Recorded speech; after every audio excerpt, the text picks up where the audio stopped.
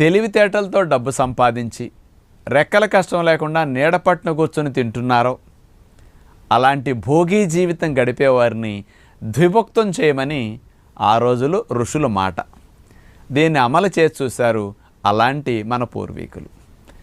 నేను అన్నాను అనుకోకుండా మీ ఇంట్లో తాతలు ముత్తాతలు పెద్దలు ఎవరైనా ఉంటే వాళ్ళందరిని అడగండి, వాళ్ళ రోజుకి 5-6 సార్లు తినేవారా 3 సార్లు తినేవారా అని. పొలం వెళ్ళేవాళ్ళు 3 సార్లు తినేవారు.